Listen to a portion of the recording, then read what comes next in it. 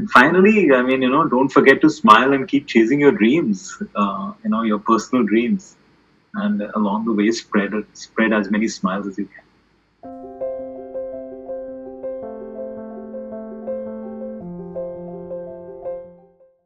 In any team or any situation, you're at times a leader and you're at times a team member.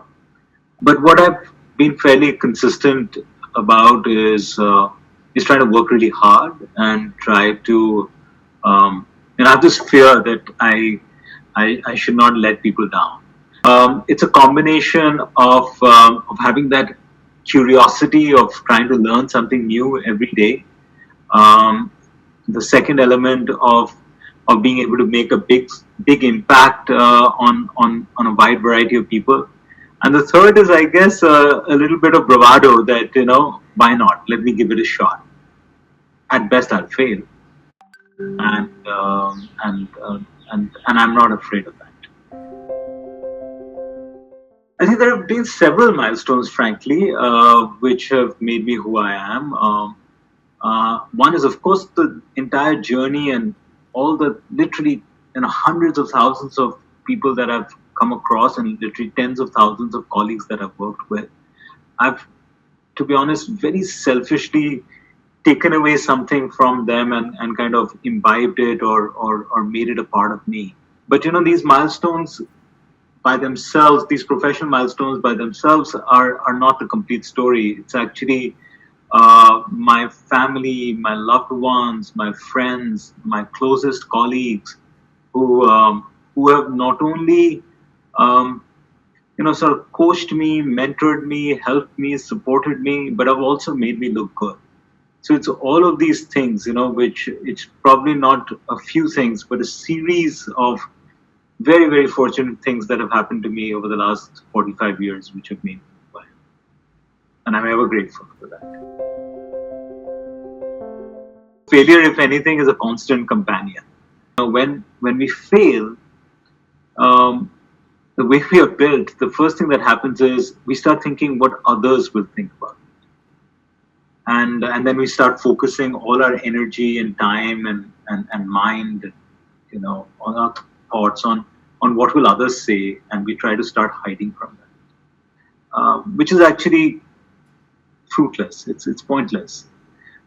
So over a period of time, every time I fail, I try to kind of reflect back on myself and what could I have done differently. How could circumstances have been different? In those circumstances, how would I have, if I had a second chance, how would I have done it differently? And that has then helped me in the future. Yes, success is definitely a difficult thing to manage. If that's the term you want to use. Only because there is a burden of leadership.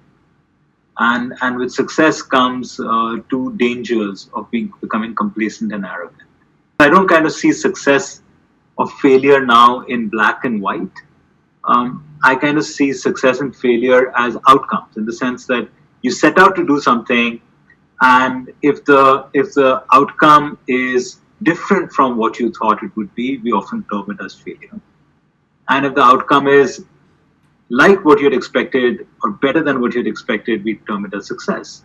So rather than thinking of it as success and failure, we kind of look at it as outcomes. And then when we see it as an outcome, I think it's more useful to go back and say, how did I get to this outcome? How did I kind of travel this journey? And then would I do the same thing over and over again? Or would I do something differently so that I don't have that failure the next time I give this a shot?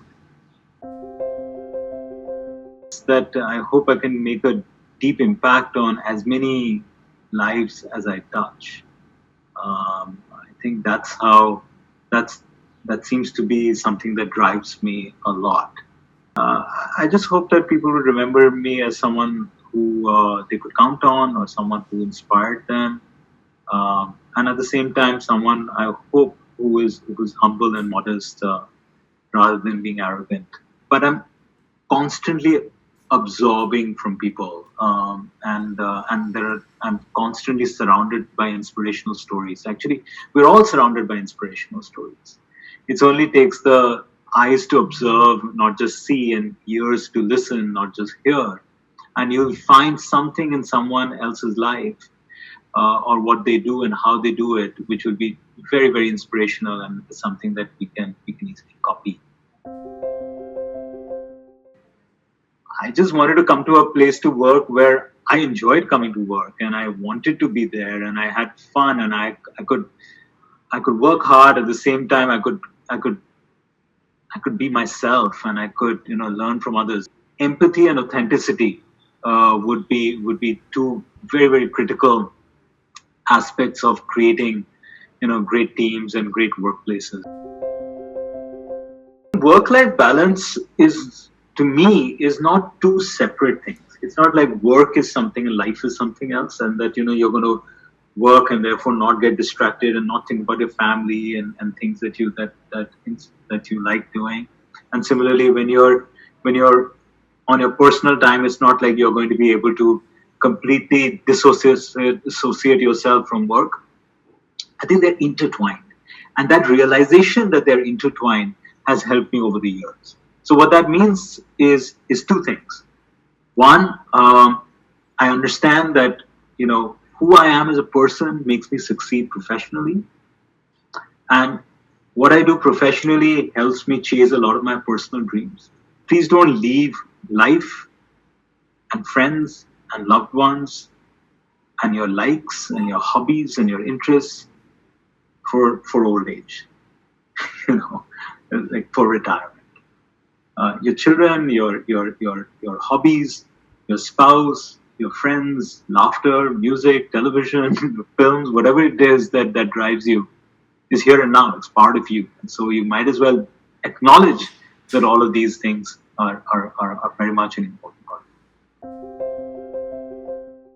I was always very active. I used to play a lot of tennis and I used to play cricket and all of those kind of things. It has then increasingly become a part of who I am. And it's like I'm competing with myself. It helps me focus. It's my me time. And more than anything else, it teaches you a lot of patience and tenacity and discipline, because none of this happens overnight. I get up pretty early in the morning, and it starts off with me loitering around for a while, just having coffee and just floating around a little bit.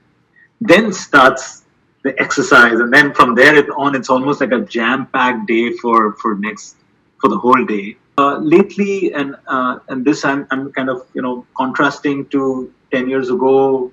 I think I've become much more at peace with what I'm doing, and I often say this, that I'm busy, but I'm busy for all the right reasons. Remember how fortunate you are. One is gratitude. The second is that have the humility to know that there are always literally millions of people who are better at something than you, and that shouldn't depress you, or that shouldn't kind of sort of defeat you, but it should kind of teach you that there's always something to learn from someone else. The third is have the confidence and the belief in yourself that if you tried really hard, not if you cheated on it, but if you tried really, really hard, then life is a journey that you can kind of really get a lot out of. Right? So that self-assurance and that self-confidence. The fourth is to remember that you're not alone. You're connected, and we are all connected. And therefore, be always mindful of what is the impact you're having on others, and what is the impact you can have on others. And finally, don't forget to smile and keep chasing your dreams, your personal dreams, and along the way spread as many smiles as you can.